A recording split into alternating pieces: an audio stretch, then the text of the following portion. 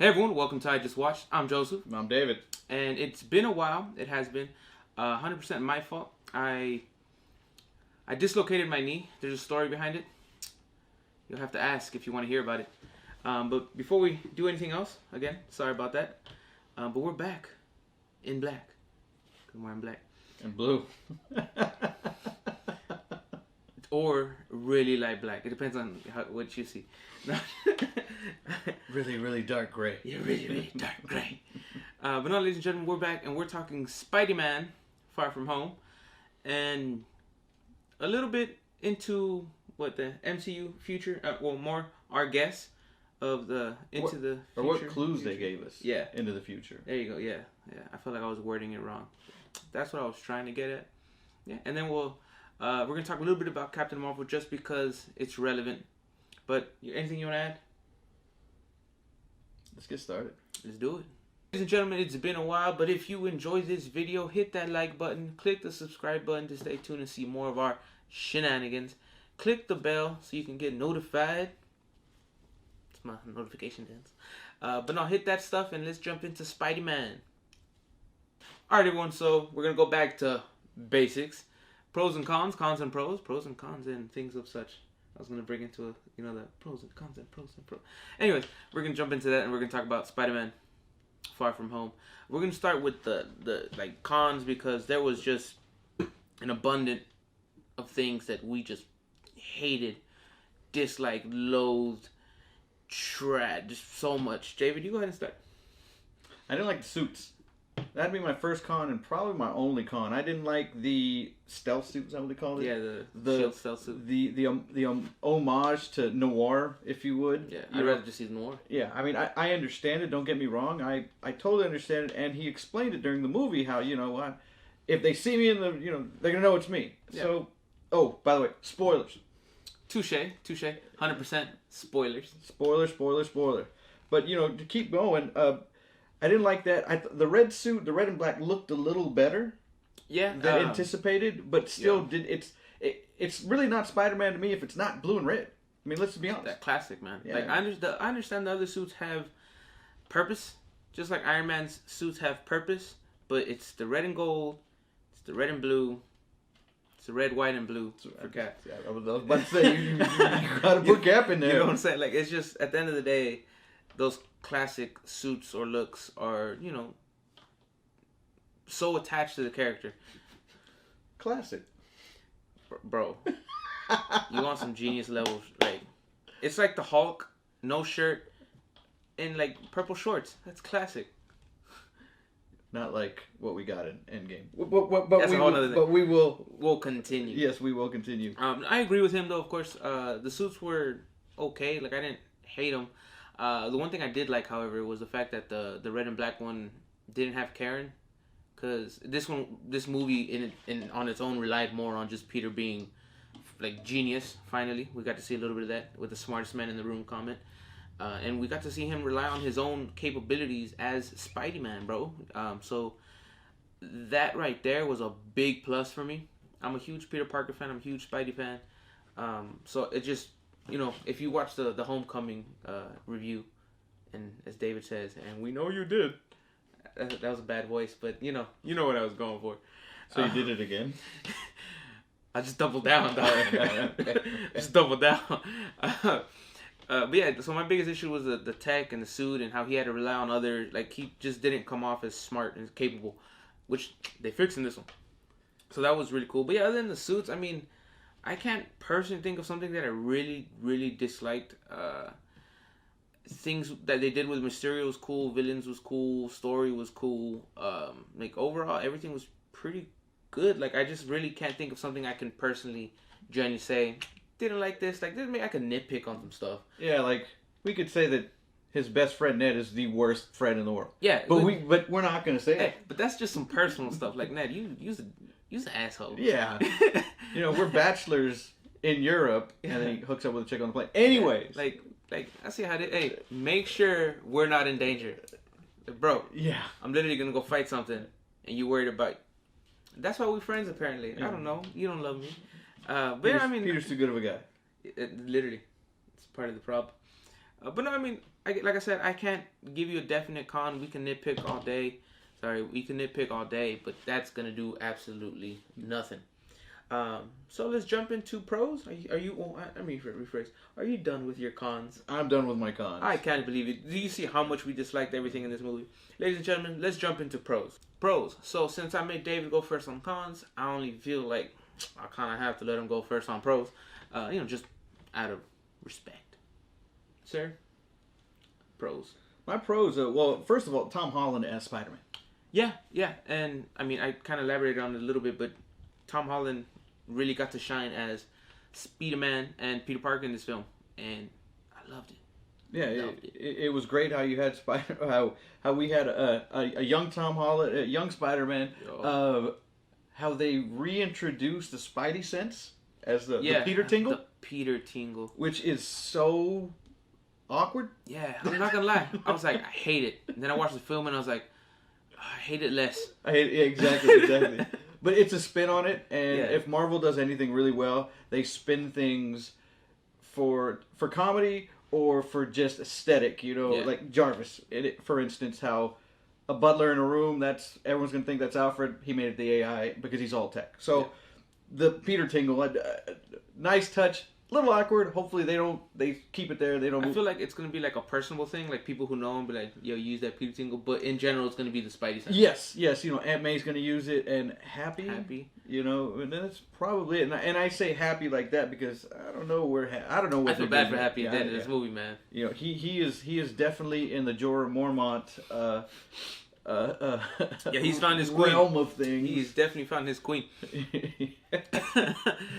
But really, other than that, Tom Holland, he plays it with a queen's accent. He just embodies Peter Parker, what I thought Peter Parker would be, and I really can't say any more. I mean, I'd like to elaborate on that. 100% agree. Diving into it a little bit, just the fact that again we have the comment like smartest person in the room.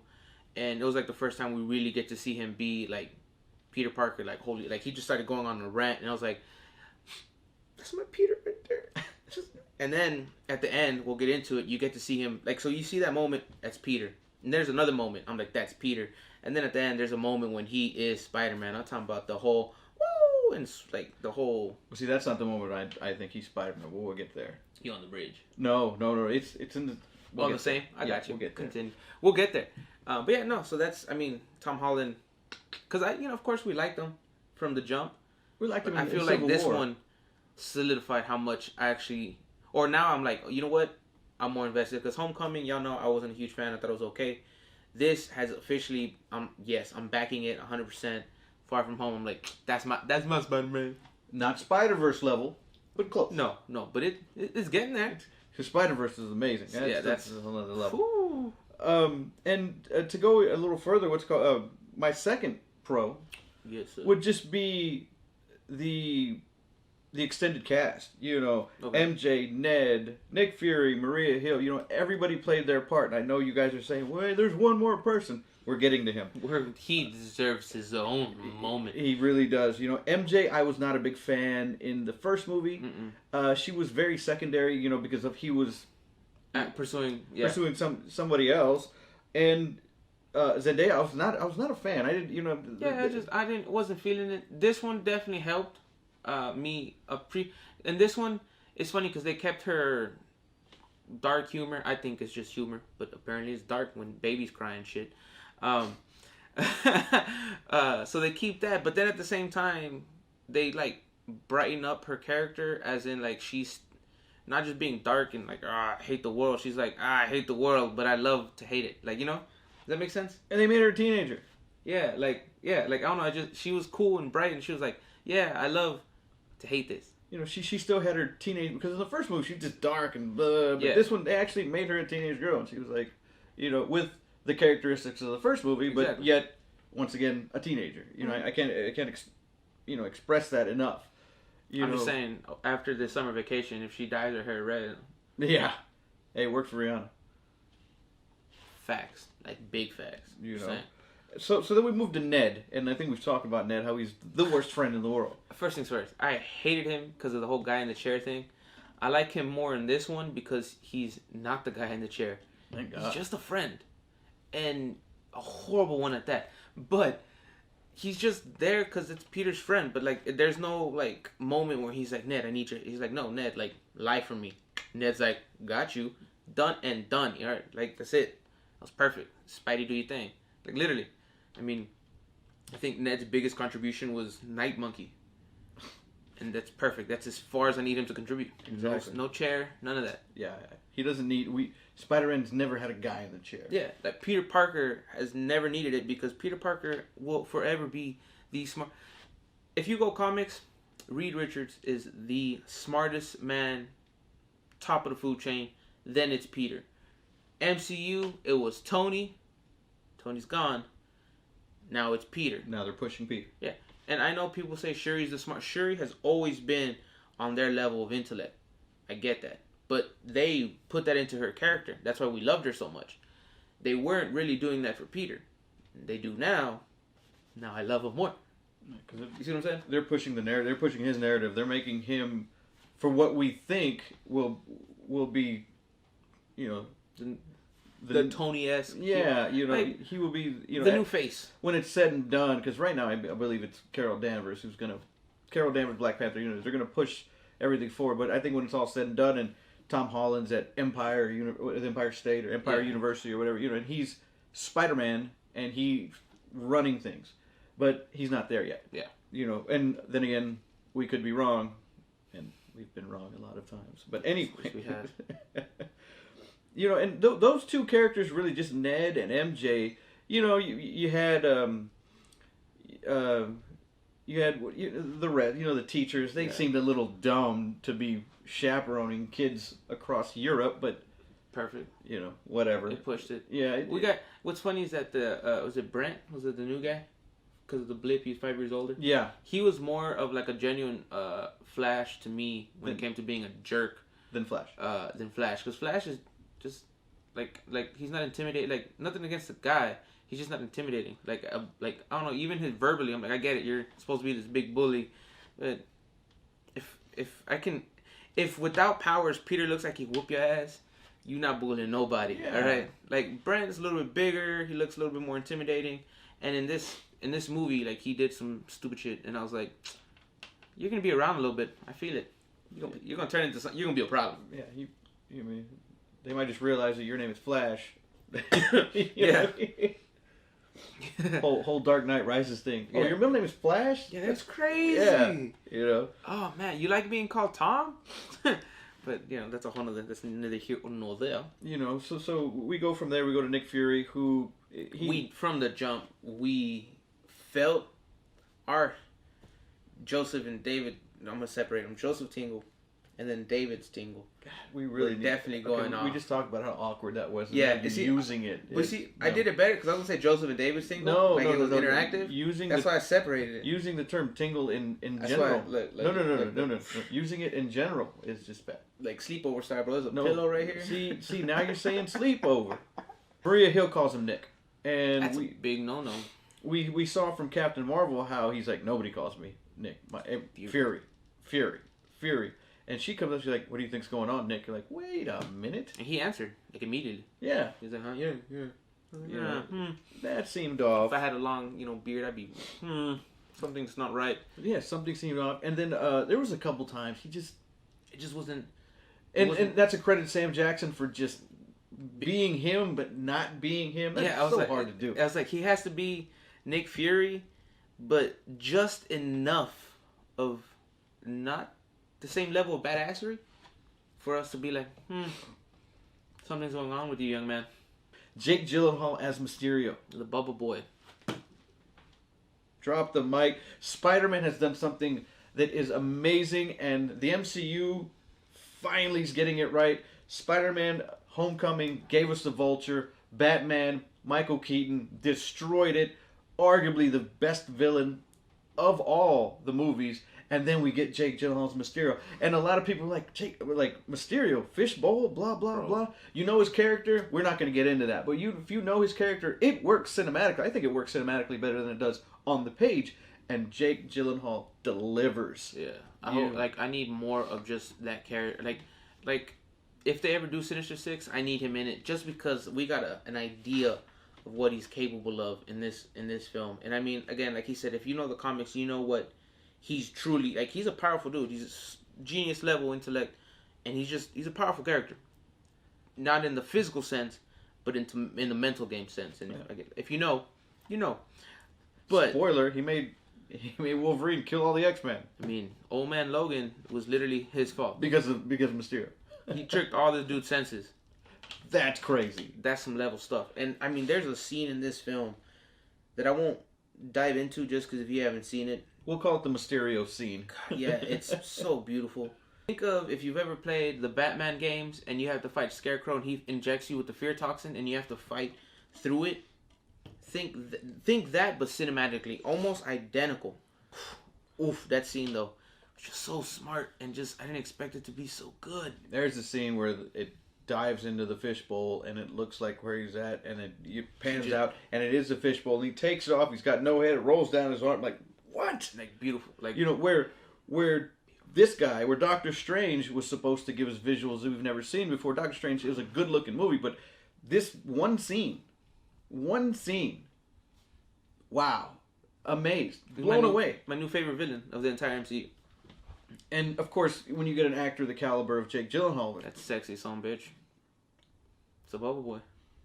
I mean, I know he's done more, but you know that's when he stole my heart. When you get when you get someone of that caliber, you know he's going to kill it, and he did, and he sold it, and little things they did. I'm sorry, and the little things they did to tie him into the entire MCU, I thought was genius. Oh my god! Because he wasn't like he's this new guy. They tied him and what he did and everything he worked with into the entire, all the way back to what, Iron Man 3, right? Iron Man 1. Well, yeah, but his character. Oh yeah. They literally he has a team, but that ties all the way back in to Iron Man 1, 2008, and then it's Iron Man 3 though with the whole Civil War. It's Civil War? Okay. I just see. I don't like Iron Man 3. I don't remember shit from though. So like they tie it in. Like he's been in the shadows since the jump. So it's. I didn't expect that at all. I'm not gonna lie. That was really good. That part really got me. You know, he's our villain's a pissed off employee.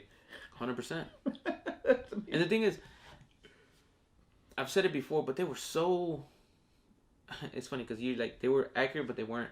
They were so accurate to the foundation of this character's like beliefs and like capabilities. So when they changed the story up, it didn't matter because 100% that was Mysterio. You know, he wasn't an actor or a stunt double, but everything else was there. The intellect, the tech, the suit. You take off that armor plate, it's literally the green suit from the comics. I died. Underappreciated.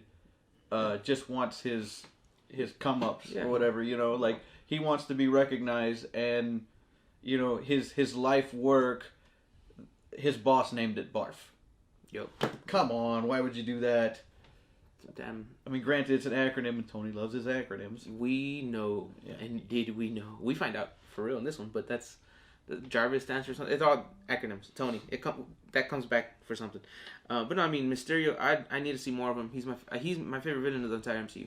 And I know Thanos was amazing, but Thanos was not just your ordinary one movie villain. Maybe he was literally an epitome of years of work and diving into. So it's different. Mysterio's your favorite standalone villain. Yeah, he's my I feel like Thanos is a villain, but Thanos is an event. So until we get another event, Thanos is clearly he's the only event villain. But as a standalone villain, Mysterio, without that one scene sold me. The movie was great, he was great, but that one scene, the Mysterio scene, that's all you gotta call it. Take my money, bro. Take it. I could watch 2 hours of just that. Yeah, it probably felt like 2 hours to Peter getting his ass kicked, because he got his ass kicked a lot. Oh man, dude, that was beautiful. All right, beautiful. But no, we should continue because I'll dive deeper into that scene. Yeah, without a doubt. Another pro for me was the explanation of the snap, the blip. Yeah. You know, them calling it the blip made sense to me because to me, they wouldn't call it the snap because they didn't know it was a snap. We know it was a snap because we saw the snap. They call it the blip because homie's here 1 second, bam, gone, and then he's back 5 years later. So, you know, and I like the simple explanation, how they use the morning announcements to do the in memoriam, and then they jump into explaining the blip. It worked. The only thing that would have been better if it was, Michael Pena.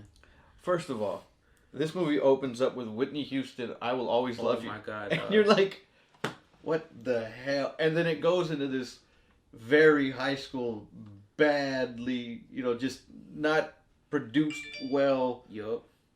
And you're like... I mean, they even had one of those Getty images, and then... Yeah. Like, it had the candles, and it literally, it had the watermark still, Getty image. I'm like... You saw the boom. Yeah, in and out. And I was just like, that's beautiful. Like, that's just genuine. And I like how the kid's like, some crazy shit. He's, oh, don't cuss. And he's like, last day of school, I don't care. Yeah. It was smart. A smart way to catch everyone up in a sense, but at the same time, a simple explanation. Just people who blipped stayed the same age. People who didn't are 5 years older. It's weird. Done and done. I love it. And he's like, how does this happen? She's like, it's math. It's math. Yeah. That explanation, of course, the whole basketball... Oh, yeah, disappearing and reappearing in the middle of another pep rally or something. Well, the pep rally's going on, they blip, and then they're playing a basketball game 5 years later, and then all the band students just show up again. In the same spot. Boom. Done and done. Done. I get let's move on, basically. Because if Marvel does something really well, it's like, we're not going to sit there and give you the Uncle Ben and all this. Look, Uncle Ben's gone. Aunt May's single. He became Spider-Man 6 months ago. He's got powers. Let's go. Yo. Instead of, with great power comes great responsibility and blah, blah, blah. We all know that. Yeah, we got the Tony version. Give me that suit. If you ain't nothing with the suit, you don't deserve it. I'm like, Tony, you need to look into a mirror. You ain't nothing with the suit. I would be ass without the suit. I don't need a suit. We fight. I'm winning. No suit, Tony. But yeah, no, it's... I like how Happy kind of stepped up, but he only stepped up for selfish reasons. He happy stepped up. He stepped up for fine ass on May. So that scene, and then that transitions into my next pro, which is taking Spider-Man out of New York. Bold, very bold, because Spider-Man is always in New York. Yo. And taking him out of New York, making it a class trip, and just taking him out of New York, which is... Yeah, expanding his global horizons. Yeah, because everybody knows who he is. Yeah. Yeah. And I thought that was genius. It really played in well to they're in Venice, so we get Hydro Man. Yeah. You know what I mean? So it played in... appropriately. Yeah. You couldn't really do more, I mean, 'cause it was genius. I mean, this guy, what's his name? The director. You gonna put me on the spot like that? Well, let's just call him the director. The director. He's very intelligent man. Doing an excellent job, and MCU, for some reason, keeps pulling aces. James Gunn and the Russo brothers, and now this guy, and I feel terrible. I feel terrible for forgetting his name. Is he the same director from the first one? He is the same director. For real? Yeah. Oh, okay. I didn't know that. Honestly, I thought maybe it was a different director. No, same guy, same aesthetic. I mean, it's well, yeah, things look similar, but I just thought it was, because I liked it more. Maybe I was like, "This is a better director." Guy just got better. That's what it is. Yeah, and moving forward, because I mean, like I said, what's called it. I just really like the whole, taking him out of New York. And I know someone might say he went into space, but space don't count, because we're not in space. As in, people. We're not gonna be like, oh, aliens gonna be like, who the fuck's this guy? Exactly. You know what I'm saying? We're why is Spider-Man in Venice? Why is Spider-Man in Berlin? Why is Spider-Man in... it's just, that's the difference. And again, it was really cool. It was really cool, because again, we've never seen that. But it was interesting just to see how he had to react to the situation. The whole, the reason behind Night Monkey. And then on top of that, the whole... Just seeing him be Spider-Man anywhere. Yeah, exactly. I couldn't have said it better myself. So now we move to the end credit scenes. There's two, ladies and gentlemen. You have a mid and an end. For whatever reason, this is a spoiler review, and you're watching this and you haven't seen the movie. There's two end credit scenes. Just a heads up, because I'm friendly like that. Whatever. And if you're watching this, if you haven't seen it, well, that's on you. Yeah. The first one I think is a little more important. Yeah. Well, it's definitely, I agree. I definitely think it's more important, but it's also all about Spidey. Second one's more MCU possibilities. Well, you know what? I think the first one is very MCU as well. Well, yeah, but it has like MCU repercussions and it's going to be important. But the second one is 100% MCU's moving this way kind of thing. And I think also that the second one really, the first one really embodies Spider-Man. Not for the reason you're going to say, but so they're back in New York. He's swinging. He takes MJ on a swing.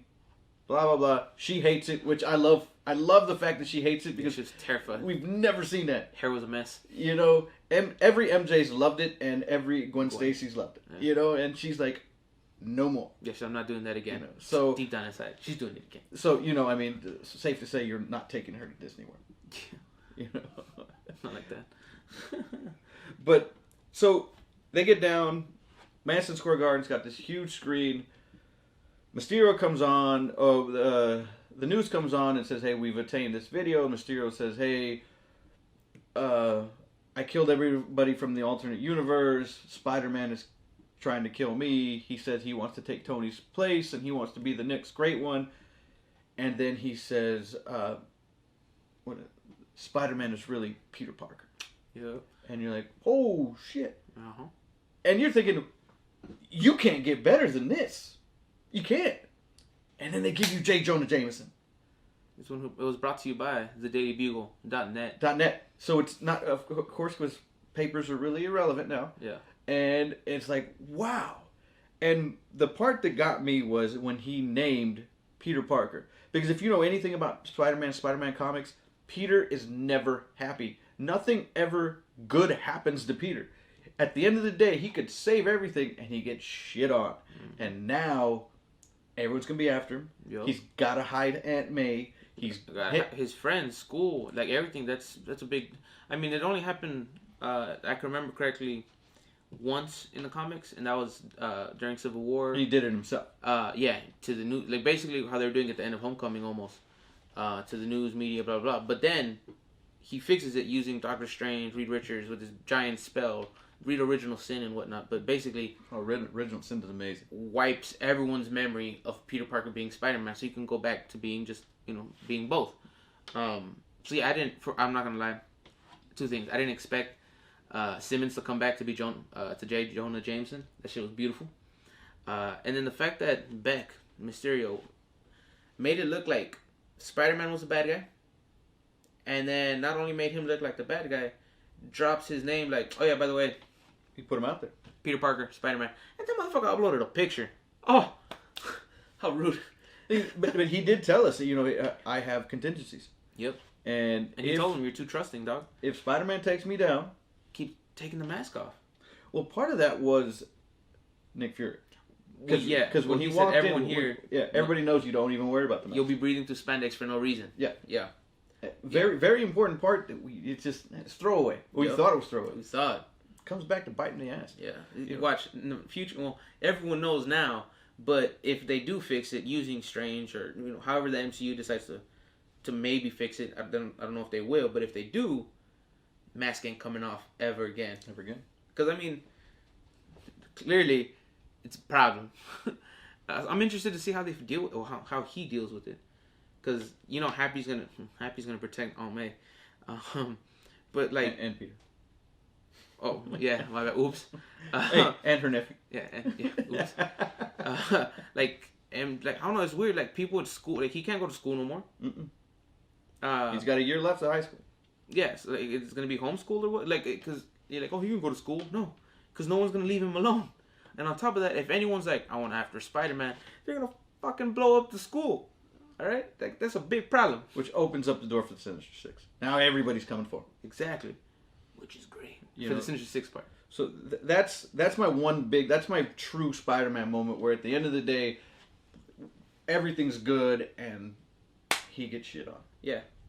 I 100% agree with that. Mine was I've been dying for it, and it was the first time ever we get to see him enjoy being Spider-Man. Does that make sense? Because he 10 minutes, like 10 seconds though. Yeah. He's swinging through New York. You see him swing in front of Grand Central, right over the bridge where the Avengers first assembled for the first time, in an unnamed tower that was bought by no one knows for sure. But it's see, I was thinking Richard. I'm thinking Norman Osborn. Green Goblin, please, MCU do that. You know what? Number 8 would be moving forward. But go ahead. So sorry. Before we jump into that, but yeah, just him swinging like he was on his phone and the don't swing and text. Don't swing and text. That shit killed me. But just him swinging and enjoying it, and then you hear him yell that Spider that whoa, like he's really in it, like he's hovering and fly, like it was just beautiful. Because for one, we haven't seen that. We see him run on buildings. It was just this is officially Spider-Man. Like it's all him. It's his in the suit. Doesn't have backup. Something goes down, it's on him. He trusts himself enough to make those decisions right now. And I was like, that is truly Spider-Man. And then, like you said, if you have a moment of peace, there's about to be a big old moment of just no bueno. You can never have that perfect day. No, you can never have the perfect day. It should be a comic. Ends horribly though. All right, my bad. Which takes us to our second, or which takes us to the end credit scene. Mm-hmm. Ooh, I want to say it before we jump into the end credit scene. I'm sorry, we were talking about acronyms. Edith, being very important now and in the future. Those glasses are stupid powerful. Like Stark left them some glasses. I'll let you figure out what they do, but that was acronym. That was our MacGuffin. Edith, yes. The glasses were our MacGuffin.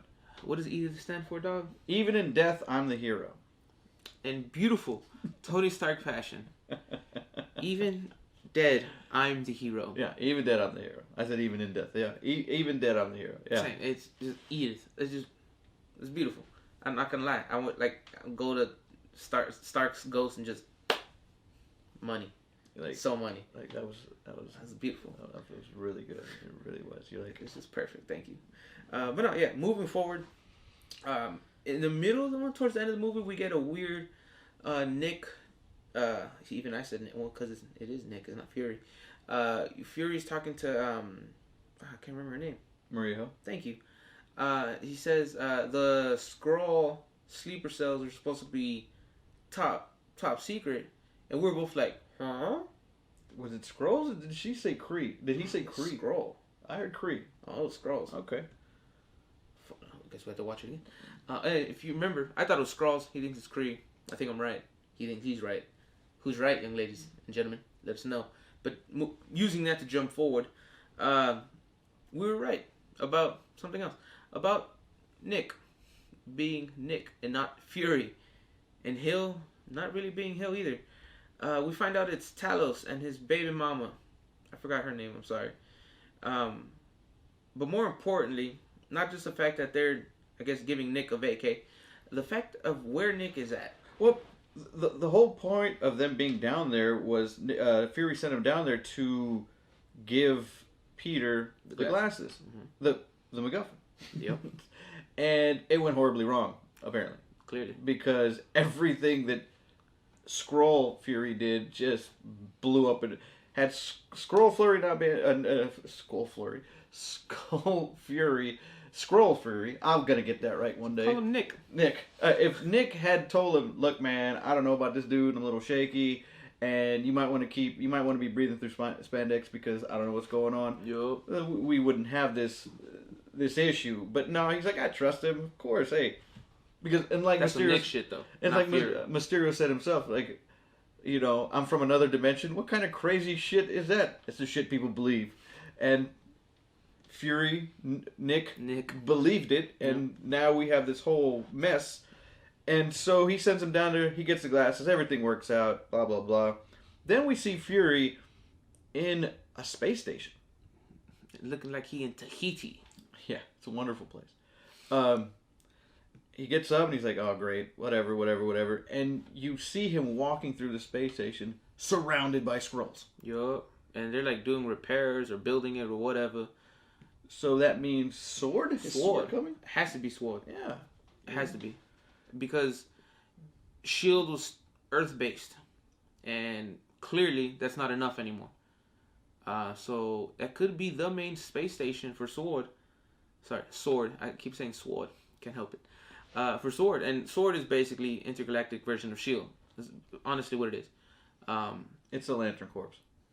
Basically, all right. It's the Justice League space station. Yeah, the Watchtower. Yeah, I didn't expect the Skrull to be manning it though. Like, they work for him. Well, it makes sense. It kind of makes sense coming off of Captain Marvel, where they're cool.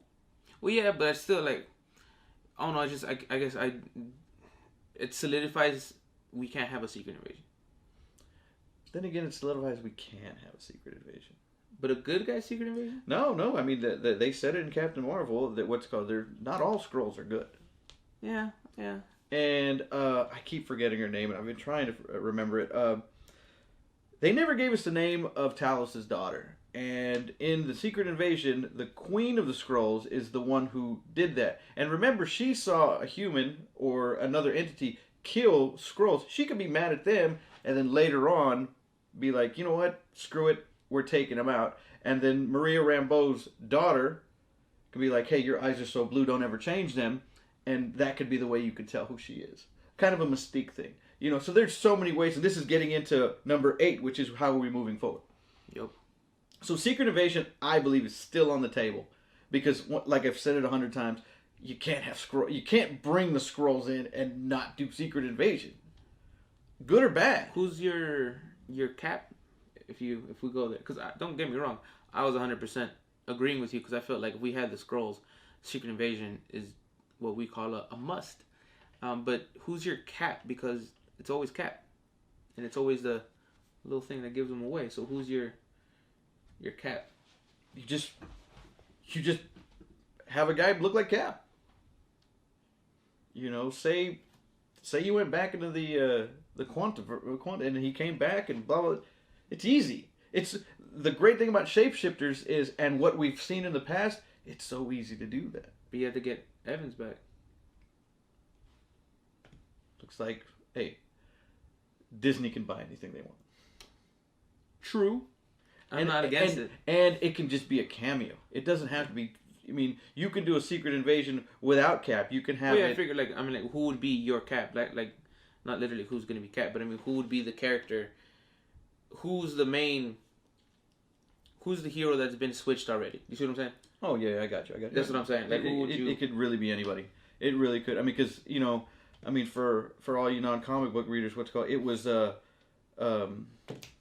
Daredevil. Matt Murdock? No. Elektra. That's how we found out. Oh, I was like, Elektra and Spiderwoman were the two that we found out. Yeah. You know, so and they're not even the MCU. Oh yeah. So it could literally be anybody. You know, so Secret Invasion is still on the table. I don't think Secret Invasion is coming as quickly as we would like. I still think they're doing more of. They're moving towards. I don't even want to say they're moving towards Galactus. I believe they're moving towards Galactus. I'm cool with that though. I feel like Secret Invasion. It could be a mix of two different storylines. Well, I was gonna say I think it'd be dope to have Secret Invasion be there the whole time, and then in defeating Galactus, which basically throws ass in a different realm. In that moment, you find out that it's been Secret Invasion, and in that moment, us as fans, and then those characters have to backtrack and be like, "Holy hell! How long have they been here? We thought we just beat this issue, but we literally have Hydra and Shield all over again." And Marvel's not afraid to do it. They've done it before. I mean, if like we're talking about this movie, there was a character that was on Mysterio's team from Iron Man 1. You know, so they're not afraid to bring people back. Yeah, like, I mean, it's the first time we see Talos being Nick, so we can separate him. But how long has he been there? Because, I mean, the movie took place in the 90s. That was 30 years ago. So they could have been here for a minute. But on top of that, that's the good ones. The thing is, though, if his daughter takes over, because she's a Super Skrull, and it's a bad thing, he's going to become a bad guy because that's his daughter. That's a very good point. But and then it turns them all evil. Thing is, I went back and I actually did this. I looked at the credits and it says Talos' daughter. Oh yeah, so then she probably is going to be the Super Skrull. There's no name. Yeah, on purpose. Yeah. It was so blatant. They might have just put a picture and said daughter. You know what I mean? Because they are not giving away who she is. Yeah. So, and they paused on her for too long. And whenever you get something like that, like in Far From Home, they pause on what's his face on Flash for too long. Yeah, when they get back home, I felt bad for Flash. Mother couldn't make it. Yeah, but that it's like why point it out? Yeah, if you pointing it out, it might mean something. If he becomes Agent Venom, I'm done. I'm leaving. Especially that guy. Yeah, especially no, I'm fucking leaving. He needs to lose his leg in some military battles so you can earn. Fucking, that's a whole other thing. But anyways, no, I'm leaving. But you pause on that for a reason. Just like in the beginning when they show Brent, he's older now. It had a reason. Like, you know what I mean? So everything has a purpose. So I'm interested to see those come to fruition. Hope it goes to Galactus because I'd like to see that. Also gives us a reason to have Fantastic Four, but also not more importantly, but just as important, a sir named Victor Von Doom. Victor Von Doom, Silver Surfer. Yeah, like it gives you it. First things first, we're moving into this intergalactic situation with the Eternals coming. Mm-hmm. Sword. All this is moving into space and whatnot. So Galactus is almost a perfect villain to go the space route and include Fantastic Four, Victor Von Doom. And the thing is, you go space, but because of those characters you just introduced, the following thing you can bring it back to Earth with repercussions from that whole space thing. Secret Invasions, Doctor Doom being a Thanos level villain, like this dude mad powerful. Norman Osborn, the Dark Avengers. These events in space give you the next saga. And instead of just keeping it space in the next one, you can bring it back down because you have all kinds of shenanigans happening on Earth now due to those said events. And in that, you build back up, and then you can go anywhere you want with that. You know what I'm saying? Instead of just going space, like it's Earth, space, and you're like, oh shit, what's next? It has to be something crazy. And then you bring back to Earth, and you're like, well, actually, this whole event that you thought was space, while you was focused here, bro, you was focused on the mouth. You should have been focused on the hands. All right. Or you can have two overarching arcs. Yeah. You can have your space arc. And you can have your Earth arc. So your space arc, you got the Guardians and all those guys as Captain Marvel fighting over there. And then on Earth, you're fighting Victor Von Doom. You're fighting Norman Osborn. You're fighting the Sinister Six. All Earth-based. Where the Marvel Cinematic Universe just gets bigger because instead of one overarching Thanos, you have Galactus. And then the characters I just spoke about. Like, it's so many ways you can go. Especially with the Eternals coming. Then we get backstory. Saying you don't bring in the Eternals if you don't plan on going into the Galactus, bruh. Like, dude, these planets, ladies and gentlemen, that big head-ass East planets. I want to see how, if they do, I want to see how he looks. Better have he better be. The thing is, he's huge. Make him huge, and he also controls his size in space. Have him be stupid big. I mean, like stupid big, thousands of feet huge. And when he wants to land on Earth to fuck shit up, have him be like the side of a building, like 100 feet tall or something. You know, like it's still huge. Don't have him just throw a hand on the planet and you're fighting his hand. Don't apocalypse him. God, no, don't. He never does that. Don't do that. Apocalypse can be small. By small, I mean like 10 feet. That's small for him. Yeah, and bigger. Galactus, he's like a size of looks like a walking tower. That's perfect. Fight that, and then he starts to get bigger. You're like, oh, not even walking, just floating. Dead ass. Yeah, just breaking shit. Like and the color scheme works. It'd be dope. And then everything serves. He doesn't have an actual physical body, but that's a whole nother conversation. My nerd is coming out. All right, my geek is coming out. Yeah, ladies and gentlemen. Any thoughts, opinions, questions, concerns? Let us know. Por favor. That's Spanish for yes. I thought it was funny. I'm an idiot. But now let us know down below. We want to hear your thoughts, your opinions on this movie. Where do you think the MCU is going? And again, any comments, questions, concerns, requests, let us know down below. We want to hear from you. Thank you very much. Anything else? Yeah. RL. Mr. Valleywide. Cool. And until next time, ladies and gentlemen.